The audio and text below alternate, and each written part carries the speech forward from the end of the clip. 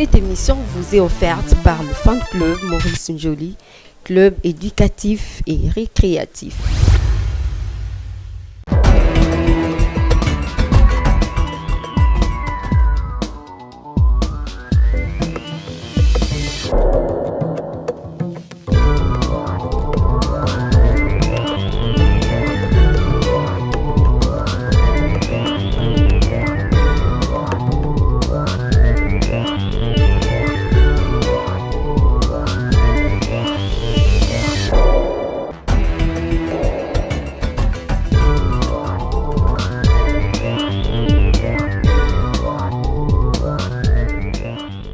C'est avec beaucoup de plaisir que je vous retrouve encore une fois de plus pour le compte de cette émission Vous avez la parole.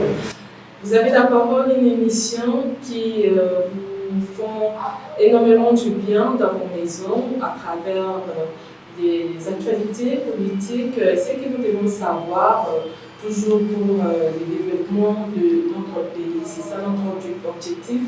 Nous voulons que les choses avancent, nous voulons que les choses aillent de l'avant. Donc, dans cette émission, avec l'invité du jour, l'invité de ce soir, avec lui, nous allons parler de ce qui se passe actuellement dans notre pays et aussi toujours dans l'attente d'aller de l'avant et de faire en sorte que les choses avancent. Donc voilà, pour ce soir, nous recevons pour vous un digne fils du pays. Avec lui, nous allons parler de ce qui se passe actuellement. Nous allons tout laisser-moi dire merci à l'équipe technique qui nous accompagne ce soir. Je dis merci à Patumbaki, merci à Gauthier Info. Je dis également merci à Mika Boubeda, merci à David Mikanga et aussi merci à mon DG, M. Sembel Kouma. Je dis merci également au Fan Club Maurice Njoli, club éducatif et créatif. Merci au président Maurice Njoli. Donc merci pour la confiance accordée. Donc voilà, avant de recevoir mon invité de ce soir, je vous prie de suivre sa biographie. Nous allons tous la découvrir et nous nous retrouvons sans tout après pour entrer dans le vif de notre sujet du jour.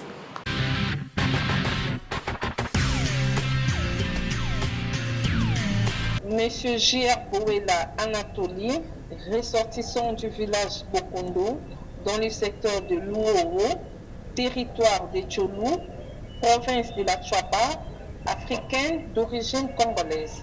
Il a commencé ses débuts politiques en étant étudiant, actif dans le mouvement associatif, membre actif des CID, Cercle des intellectuels de Tcholou, et de la LINAGEF, Ligue nationale de jeunes patriotes, d'où il était secrétaire général. Il était également secrétaire exécutif de la SACUJ, Salon culturel de jeunes indépendants. Avec l'avènement de l'AFDEL, ils ont créé une jeunesse JPP sous le leadership de M. Koudoura Kilaba. Jeunesse patriotique et populaire qui a engendré l'éveil patriotique avec musée, acteur actif dans l'éveil patriotique dans le district de Lukunga. Il est également passé par Tchebe Tchebe, PPRD, Société civile environnementale. Actuellement, il est CG de Fachipoge qui s'occupe de la promotion de valeurs républicaines.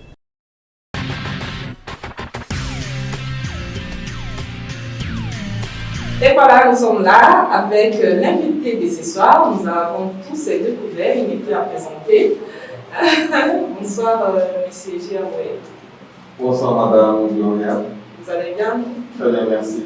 Voilà, les invités, vous avez tous découvert. Donc, vous avez un parcours vraiment intéressant.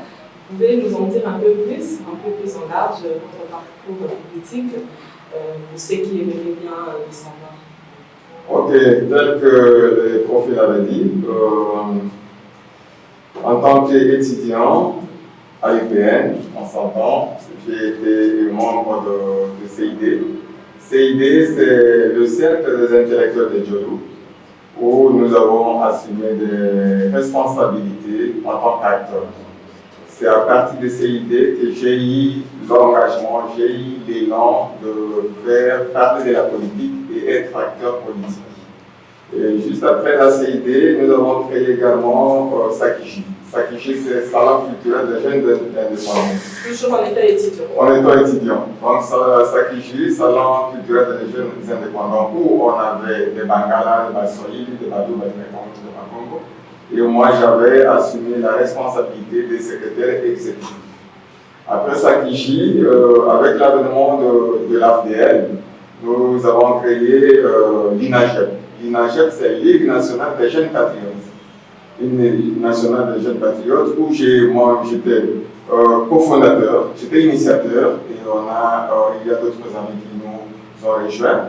Ce qui nous a posé à l'arrivée de l'AFDL avec le camarade Toumi Akilanga, qui était acteur au niveau de l'AFDL, où on a identifié des acteurs. Et moi, j'étais dans la JPP, c'est Jeunesse Patriotique Populaire, où j'ai assumé la responsabilité du secrétaire général et le président national, c'était Toumi Akilanga. Avec cette vague-là, nous étions, versés dans le PPRD, où j'ai assumé la responsabilité des chargés de recrutement et mobilisation du PPRD au niveau de la commune d'Engalim. Et là, avec l'avènement d'Omzé, l'éveil patriotique et ainsi de suite, où j'ai assumé cette responsabilité-là de secrétaire général. Alors, au niveau de PPRD, j'ai beaucoup travaillé. Franchement, pour le recrutement, on ne peut pas parler de PPRD Ngalim sans parler de Ginère Bourgogne en 100 ans. Et juste après, vous savez qu'il y avait des injustices sociales et consorts. Moi, je suis très sensible aux injustices. J'ai dû quitter le parti PPRD pour revenir au niveau de la société civile environnementale, où j'ai créé ma structure personnelle qui s'occupe de la protection de l'environnement et la défense des droits humains, qui j'ai lancé. Et de là, c'est là où Fachi Progrès, le président Pedro Iombe m'avait découvert en sa qualité de président national de Fachi Progrès. Après entretien, il a trouvé en moi certaines vertus, parce qu'on partageait les mêmes objectifs, qui est la défense et la promotion des droits humains, et surtout la défense des valeurs républicaines. C'est pourquoi il a plu au présidium, au président Pedro Iombe, de me nommer comme secrétaire général de Fachi Progrès jusqu'à mon jour. Ah d'accord, c'est un parcours remarquable. J'aimerais quand même savoir qu'est-ce qui vous a motivé de faire la politique ici. Ce qui m'a motivé, madame, la politique, c'est la société. Et quand on trouve que dans la société, il y a certaines choses qui pourraient être faites et ils n'ont pas été faites, on s'est dit, au lieu de subir, il faut être acteur. Il faut entrer dans le système. Nous avons osé entrer dans le système parce que pourquoi on a chassé mon fils ici? C'est parce qu'il avait le pouvoir, mais les sociales ne suivaient pas. C'est pourquoi, à cause de ces injustices sociales, à cause de l'insécurité, à cause des antivaleurs, des tribalismes et consorts, on nous sommes dit non, nous devons entrer et changer des choses. Avec l'avènement des musées, il y avait quand même changement dans ces cas-là, mais avec le temps, on s'est encore engouffré dans ces systèmes de tribalisme et consorts. Nous osons croire qu'avec l'avènement de Tshisekedi, le fils, donc il y avait changement. Et dans son programme, nous avons découvert qu'il y a quand même la promotion des vertus républicaines. Donc nous disons non au tribalisme, nous disons non à la corruption. Ainsi de suite. Ce sont ces valeurs-là qui m'ont motivé pour que je sois acteur au niveau d'une plateforme qui n'est pas politique, mais une plateforme qui soutient la vision. Voilà, Fachi Progrès, qui soutient la vision et les initiatives. Le progrès. Voilà, le progrès social. Quand on voit progrès social, on voit les communautés, on voit la population. Et c'est dans ce sens-là que j'ai été motivé pour essayer d'apporter ma modeste contribution au sein de la société congolaise. Ok, et quel est votre plan d'action? Le plan d'action, ce n'est pas mon plan d'action, c'est le plan d'action de la structure Fachi Progrès. Avec la bénédiction du président national Pedro Iombe, nous avons eu l'opportunité d'installer Fachi Progrès dans toute l'étendue de la République démocratique du Congo, jusqu'au niveau. Toutes les provinces. Dans toutes les provinces, il y a une représentation. Mais ils attendent maintenant la sortie officielle. La sortie officielle des Fachi Progrès, c'est le 30 juin. C'est 30 juin. Le 30 juin 2022. Le 30 octobre, s'il vous plaît. Le 30 octobre, je m'excuse, le 30 octobre 2021, bientôt, c'est la sortie officielle des Fachi Progrès. C'est juste après la sortie officielle. C'est un parti politique ou juste un structure? Non, je vous avais dit que c'est un mouvement sociopolitique. Un mouvement qui est là pour défendre des vertus républicaines, promouvoir des vertus républicaines.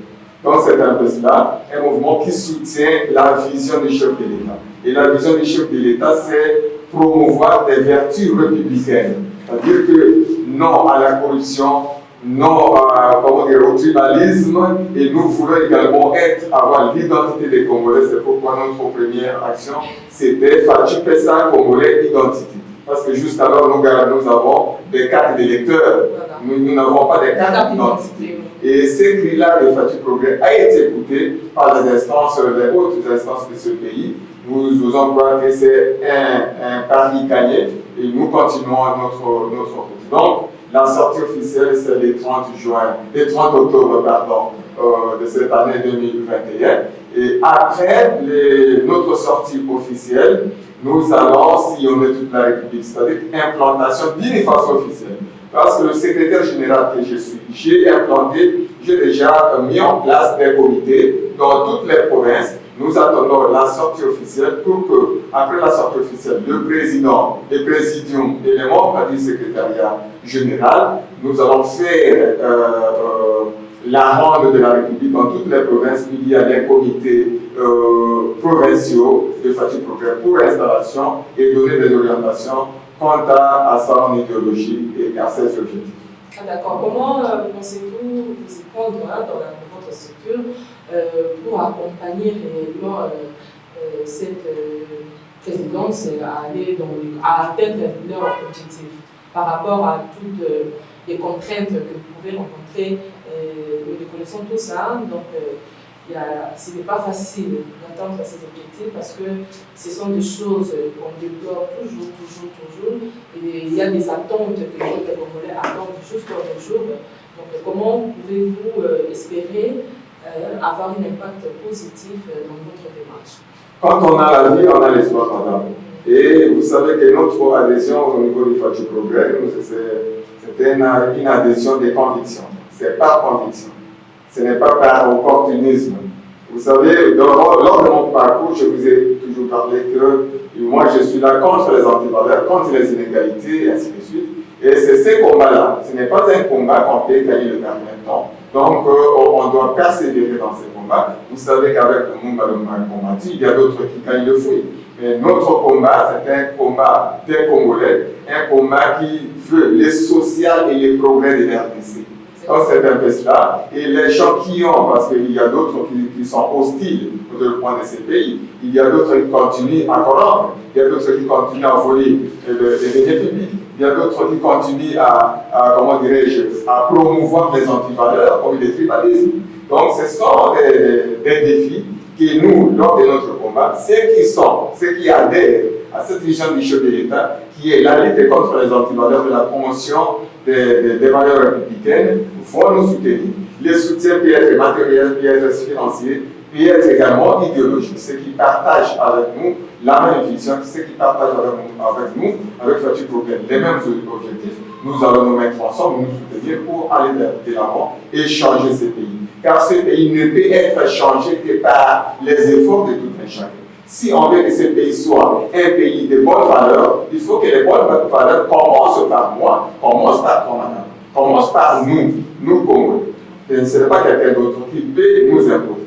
Donc c'est un peu ça, le cerveau. Si le cerveau est lavé et que les antivaleurs sont lavés, on remplace les antivaleurs par des valeurs républicaines, par des conditions humaines. Nous osons croire que nous avons l'espoir de changer ce pays.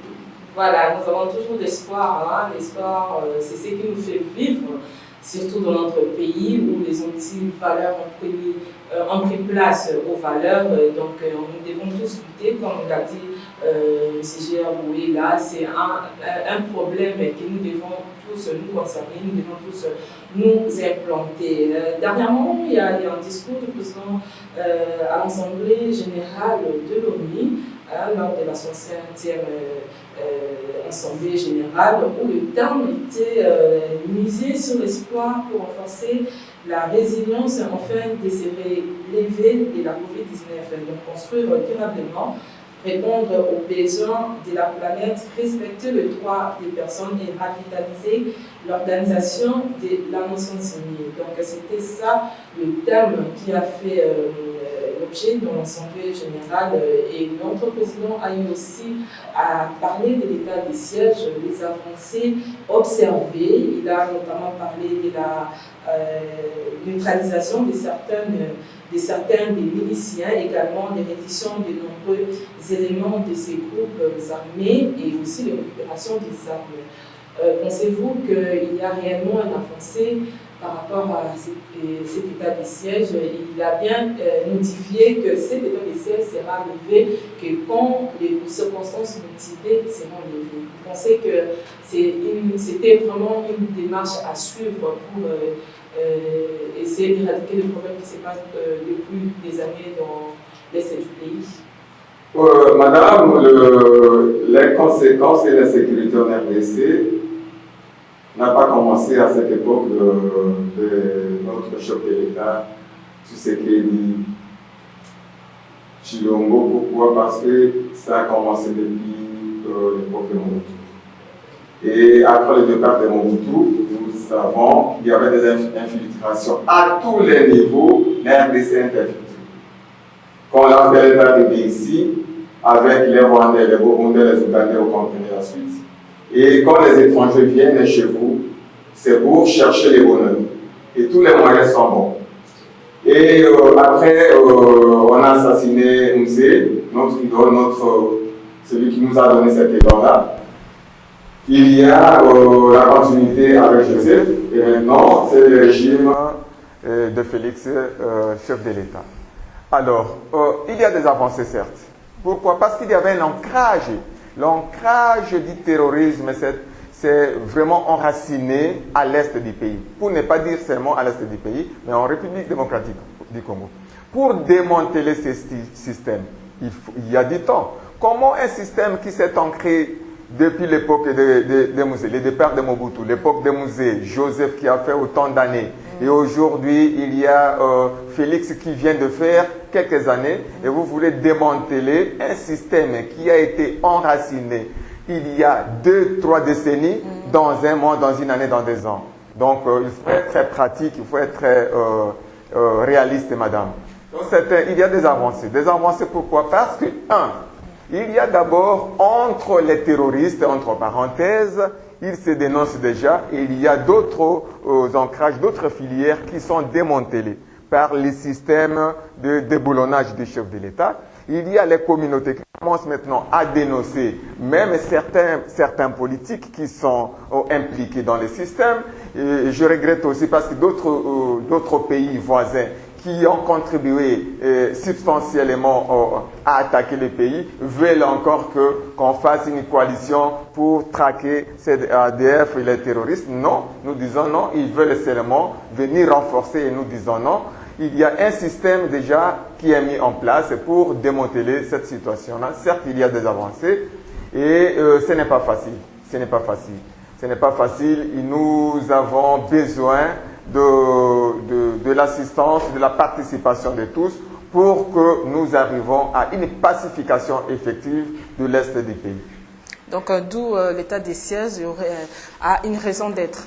L'état des sièges a une raison d'être. D'ailleurs, je suis en train d'appuyer la position du chef de l'État. D'autant plus que le système n'est pas démantelé. D'autant plus que ceux qui sont censés appuyer cette insécurité, ce terrorisme à l'est du pays, ceux-là ne sont pas inquiétés. Donc, nous ne pouvons pas lever l'état des sièges. L'état des sièges doit continuer jusqu'à ce qu'on trouve la paix globale à l'est du pays, la paix globale au niveau de la RDC, notre pays.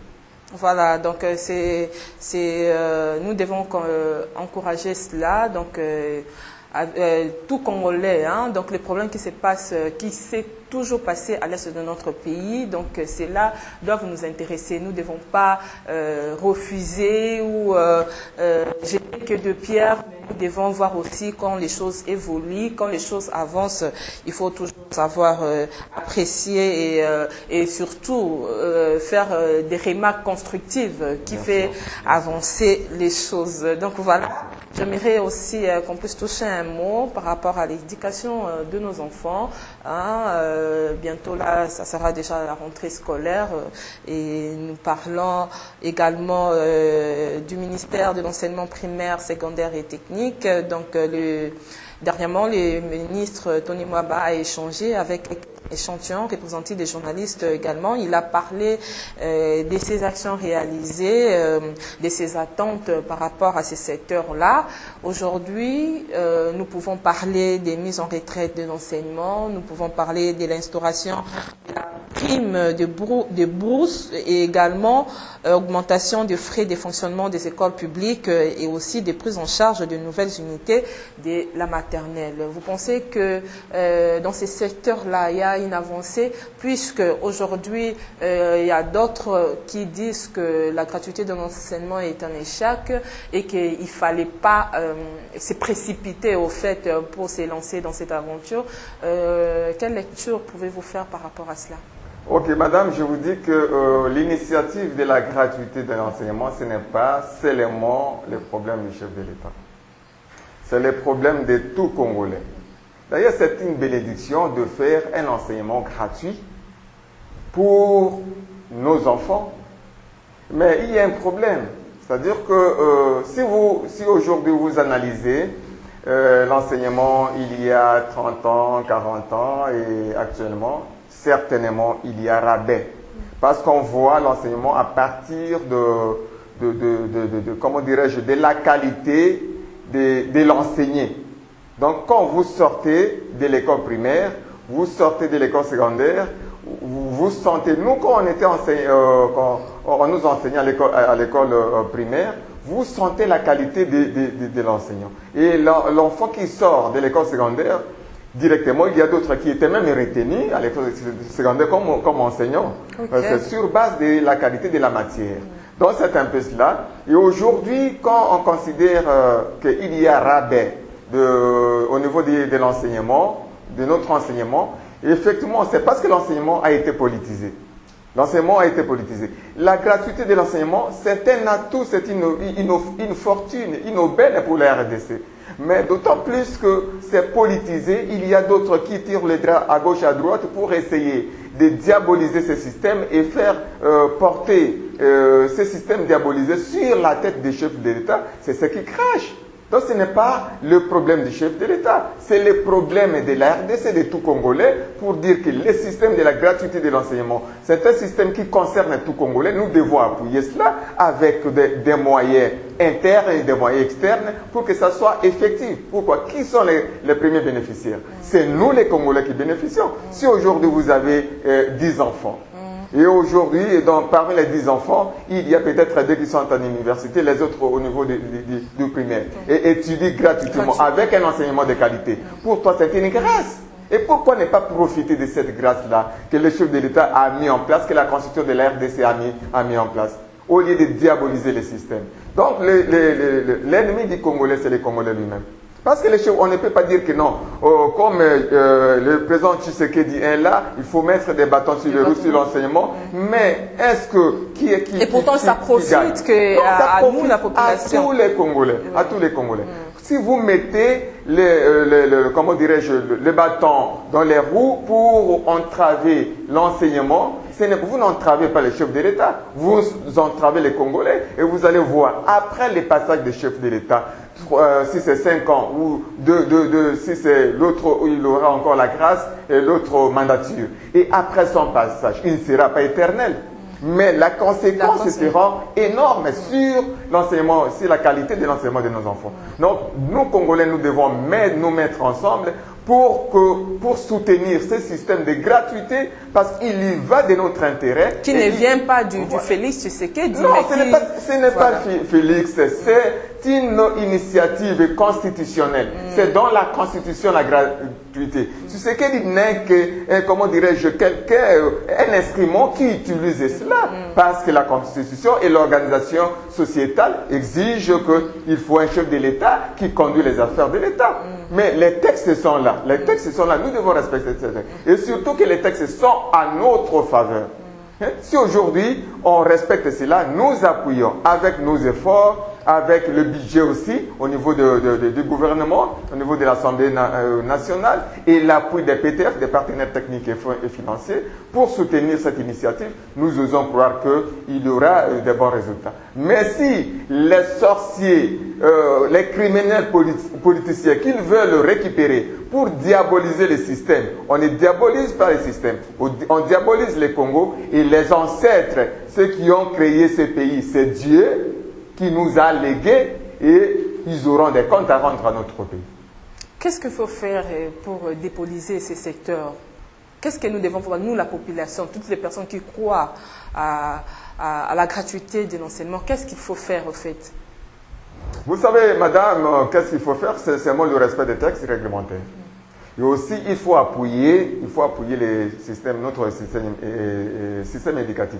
Le ministère de l'Environnement, le ministère de l'EPSP, de l'enseignement, devrait être appuyé, avoir un budget conséquent pour parier. Parce qu'il y a 2 ans, ainsi de suite, les enseignants étaient habitués à des appuis des parents, de ceci, cela, ainsi de suite, à la fin. Et il faut combler ces déficits-là. Ces déficits-là viendra d'où? Ça viendra du budget national. Il faut doter le ministère des moyens conséquents pour pallier à cette situation de gratuité. Donc c'est un peu cela. On doit voir aussi les ministères prioritaires. Donc selon moi, j'estime que les ministères prioritaires chez nous, c'est le ministère de l'enseignement national, de l'éducation nationale, c'est la sécurité et aussi la justice. S'il y a la sécurité, s'il y a la justice, s'il y a l'enseignement, nous osons croire que ce pays irait de l'avant. Et la mise en retraite des enseignants, c'est lourd, c'est là joue aussi en faveur des niveaux d'éducation, parce qu'on a retrouvé à ces jours beaucoup de personnes âgées aussi dans l'enseignement, des personnes qui ont eu également à fragiliser peut-être par rapport à leur faiblesse, par rapport à leur âge, l'enseignement primaire. Oui, bon, donc, la mise en retraite, nous devons... La mise en retraite, madame, c'est normal. À un certain moment, d'ailleurs c'est un principe administratif, qu'à un certain moment, si on arrive à un certain âge, on doit larguer une catégorie de gens en retraite. Mais il y a aussi des conséquences quant à ça. Il y a des préalables pour envoyer quelqu'un à la retraite. Il y a aussi des conséquences quant à ça. J'ai travaillé, j'ai servi le pays durant autant d'années. Je suis à la fin de ma carrière. Qu'est-ce que la carrière peut me remettre pour essayer de garantir ma retraite? Parce que je ne serai pas là comme un commandeur. Donc, est-ce que cette garantie-là est prise en compte? Nous osons croire que si le gouvernement a pris cette option, c'est une option administrative et cette option administrative doit être suivie des conséquences favorables aux retraités. C'est-à-dire qu'un traitement décent en faveur de ces retraités pour qu'ils ne soient pas des commandeurs et peut-être largués sur la rue, être piétinés par les antivaleurs du pays. Pardon, justice à présent. Monsieur Théophile Matondo, DG de la BCECO, a été condamné ce mardi à 10 ans de prison ferme et des travaux publics pour détournement de fonds de plus de 5 millions de dollars pour électrifier le parc agro-industriel de Bukangalouz. Vous pouvez dire quelque chose? Oui, madame. Vous savez, la corruption, c'est une antivaleur. Et si quelqu'un a volé l'argent de l'État ou a détourné l'argent de l'État, si la justice a jugé réellement qu'il y a des preuves probantes qu'il a volé. Donc la morale publique exige que les mauvais citoyens et les mauvais gestionnaires soient poursuivis et sanctionnés. Donc c'est un peu ça, c'est la morale publique, et la justice est là pour faire justice, et donc sanctionner ceux qui sont censés être sanctionnés, qui n'ont pas respecté les principes de la gouvernance et de la chose publique. Donc la justice a fait son travail. Vous croyez à l'état des droits je crois à l'état des droits, madame. Je crois à l'état des droits parce que l'état des droits, c'est d'abord le cerveau, la tête. Et la tête qui est là, si moi je sais que non, écoutez, ma liberté se limite ici. Et c'est à partir d'ici que la liberté de Gloria commence. Donc là, on saura quand même être... L'état des droits est là pour faire des restrictions de respect de l'autre, du respect du pays et du respect de soi-même. Dans l'état des droits, je crois à cela.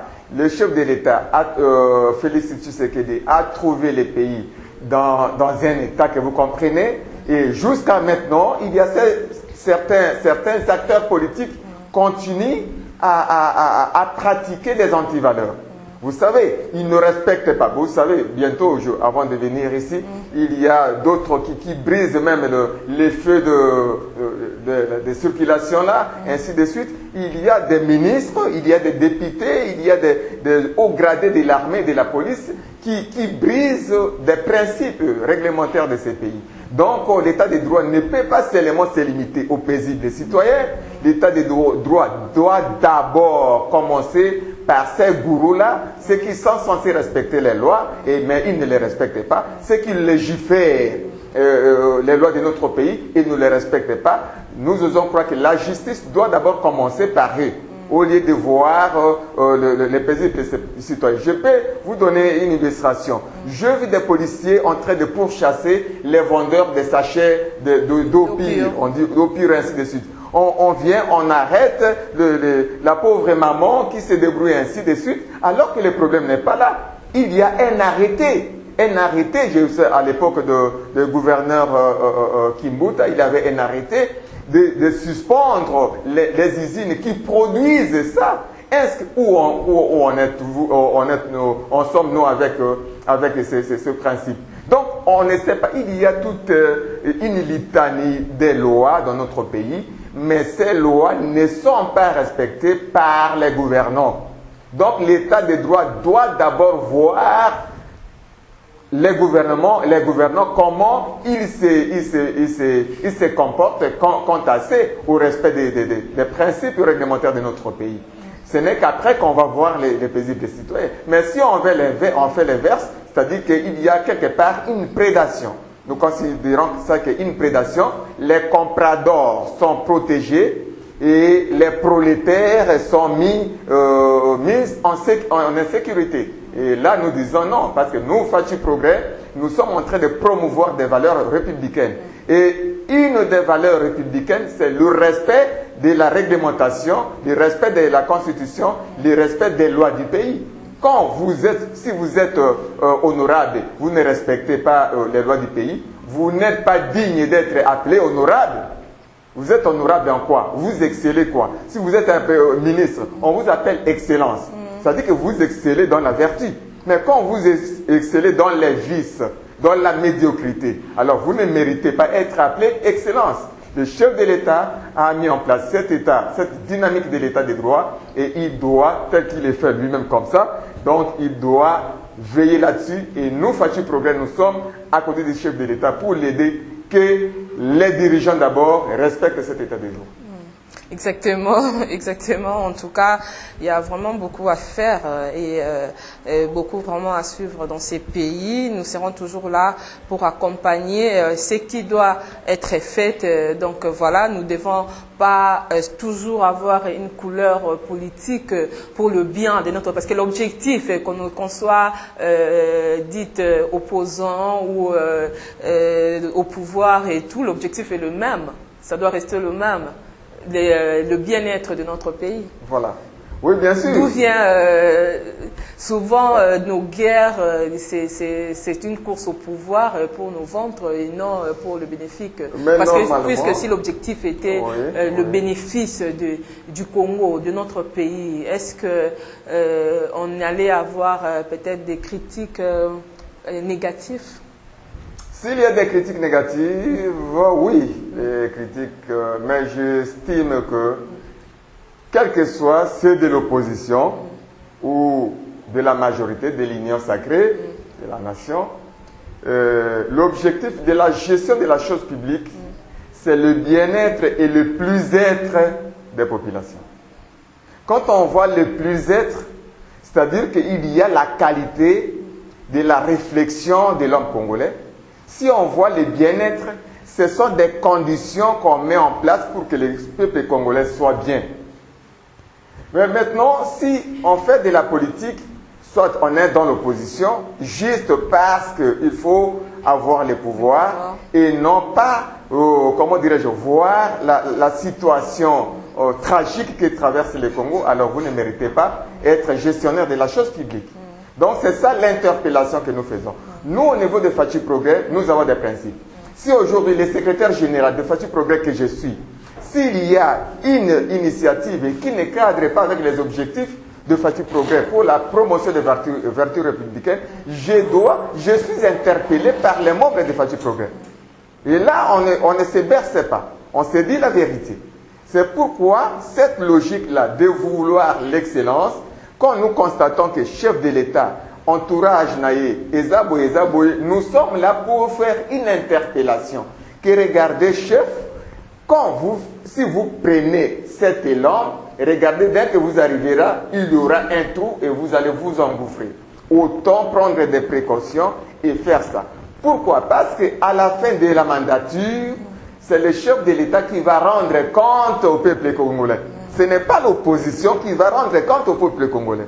C'est pourquoi le chef de l'État doit veiller sur le social des Congolais, sur le bien-être et le plus-être du peuple congolais, en mettant en place un système qui va dans la promotion des valeurs républicaines, un système qui va dans la promotion de la RDC à l'échiquier international, une position où on va mettre les Congolais au centre de toutes ces interventions. Donc nous osons croire que c'est dans cette vision-là qu'on peut parler d'un politicien, pure politique congolais.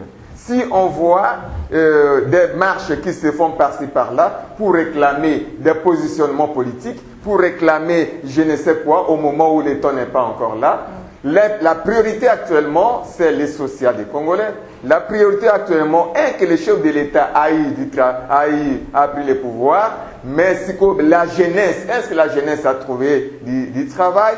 Est-ce que le système de déboulonnage pour lutter contre les antivaleurs, quelles sont les avancées? Est-ce qu'au niveau de la justice est sélective ou la justice, c'est une justice qui concerne toutes les parties prenantes et toutes les catégories des Congolais. Donc nous osons croire qu'à ce niveau-là, si on tient compte de tous ces principes, toute cette approche, nous osons croire qu'on peut parler de la politique, de la gestion concertée et gestion pacifique du pouvoir, de la gouvernance au sein de notre pays. Ok, si nous devons parler de la sociale, où on entend pour la baisse de prix des produits surgelés? La baisse de prix. La baisse de prix des produits,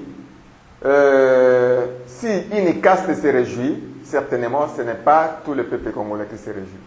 Parce que jusqu'alors, d'une façon globale, je l'ai dit en tant que défenseur des causes justes, d'une façon globale, les prix sont toujours en hausse. D'une façon générale. Il n'y a pas, et en plus c'est cela madame, le rabais des prix, c'est la conséquence même de la production. La RDC jusqu'alors n'a pas atteint l'échelle d'une production de prise en charge de la RDC pour son autosuffisance alimentaire. Comment les prix vont baisser? Non.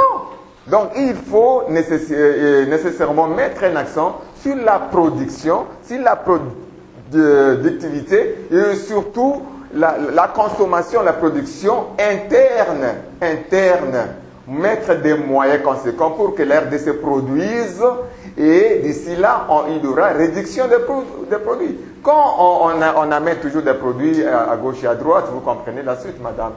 Jusqu'alors, le peuple congolais, le rabais des produits n'est pas certifié par les peuples congolais parce que nous qui sommes dans les terrains, nous qui sommes auprès des communautés, il y a toujours des cris d'alarme à chaque instant. Ah oui, donc voilà, nous sommes déjà presque à la fin de cette émission. Vous avez la parole, mais avant de terminer pour ce soir, j'aimerais quand même qu'on puisse toucher un mot par rapport aux démarches qui fait la coalition la Mouka des Fayulu et Mouzoutou, qui disent non à la politisation de la CENI, à la fraude électorale et non également au glissement. Oui, non à la politisation de la CENI. Non à la fraude électorale. À la fraude électorale. Oui, nous aussi nous disons ça. Non à la politisation de la CENI. Non à la fraude. Nous ne voulons pas la fraude. Et nous ne voulons pas les glissements. Donc Fatih Progrès maintient cela. Mais pour le moment, Fatih Progrès trouve... Donc la démarche, elle est bonne? Oui, la démarche... Écoutez, qui est censé... S'ils font cette démarche, ça veut dire qu'il y a des inquiétudes. Les démarches avec les marches, c'est ça la solution? Non. Tu penses que c'est ça la solution? Non, madame, ce n'est pas ça la solution. Parce que ce n'est pas la RI qui va essayer de réguler, de trouver la solution au problème de la CENI. Les textes sont clairs. Et la société civile devrait désigner des acteurs qui feront partie de la CENI. En plus de cela, il y a des institutions qui sont censées faire cela. Donc maintenant, ce n'est pas la logique de traîner le peuple sur la rue. La solution n'est pas là. La solution, c'est contacter les différents acteurs, les parties prenantes pour arriver à un consensus. Parce que tout le monde est contre la corruption, tout le monde est contre les glissements, tout le monde est contre la politisation de la CENI. Tout le monde est contre cela. Mais il y a des approches qu'on peut appeler des approches, comment dirais-je, normales et non pas des approches sensationnelles qui vont dans le sens d'insulter les gens sur la rue, qui vont dans le sens, vous savez, avec la marche actuelle de nos frères de la Mouka, ce qu'ils ont fait. Ils ont incité d'ailleurs qu'il y a quelque chose qui passe maintenant dans les réseaux sociaux, Misapi partout, et ainsi de suite. Vous comprenez? De telles déclarations pour un acteur politique. Donc nous osons croire qu'à un certain niveau, nos acteurs politiques doivent rehausser la barre de réflexion pour voir qu'est-ce qu'il faut faire pour résoudre ces problèmes d'une façon pacifique. Parce que l'opposition, ce n'est pas les sensationnels. L'opposition, ce sont des propositions que vous devez soumettre à l'organe attitré. Comme ça, l'organe attitré essaye d'analyser cela en respectant les textes réglementaires et nous attendons les résultats. Parler du glissement, nous ne sommes pas encore au moment des élections. Pour dire que, regardez, aujourd'hui, comme nous sommes jeudi, alors c'était prévu qu'aujourd'hui il y ait élection. Il n'y en a pas. Il faut demander, il n'y en a pas. Pourquoi? Parce que les élections, on suppose qu'on doit faire des recensements, madame. On doit identifier qui est congolais, qui ne l'est pas. C'est ça la démarche d'ailleurs de Fatih Progrès. Fatih Pesabiso, carte d'identité. Pesabiso, carte d'identité, comment?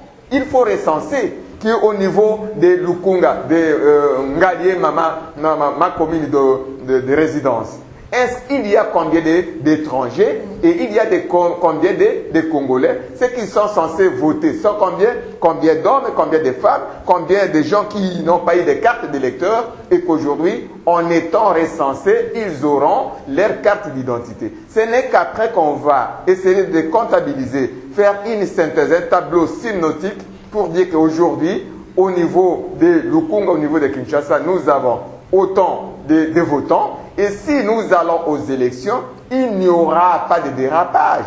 Parce que moi, en tant qu'un potentiel, le potentiel de Lukunga, de Ngaliema, je sais qu'en Ngaliema, il y a autant de votants. Et quand on va essayer de faire les élections, je sais que à mon niveau, j'ai eu autant de voix, donc directement autant de voix sur autant de votants. Vous comprenez un peu cela? Donc il y a des préalables pour cela. Si réellement nous voulons que ce pays soit un pays organisé, un pays respecté, un pays où on ne se base pas sur les à peu près des populations, nous devons dire ceci: recensement, on va à l'identification des Congolais et qui va nous amener jusqu'aux élections, madame. Voilà, ça sera votre dernier mot parce que nous avons épuisé notre temps. Merci beaucoup à vous, M. J.R. Boela. J'ose croire que nous aurons encore le plaisir de vous recevoir dans cette émission. Vous avez la parole. Merci à vous d'avoir participé. Merci d'avoir répondu à notre invitation. Merci également à toutes les personnes qui nous ont suivis de partout où vous êtes. Merci, le numéro est là. Vous avez une préoccupation, de questions. N'hésitez pas de nous écrire, de nous contacter. On sera toujours là, nous sommes toujours à l'écoute de la population congolaise. Je dis merci à toute l'équipe technique qui nous a accompagnés ce soir. Merci à toi, David Likanga. Je dis merci à Patumbaki, merci à Gauthier Yonfou, Luther Lupeta, donc à toute la grande famille de EVTV. Je vous remercie. Merci à mon DG, M. Semben Gouma, et je dis merci également à M. Maurice Njolu. Nous nous retrouvons certainement prochainement pour un nouveau numéro de cette émission. Vous avez la parole. Cette émission vous est offerte par le fan club Maurice Njoli, club éducatif et récréatif.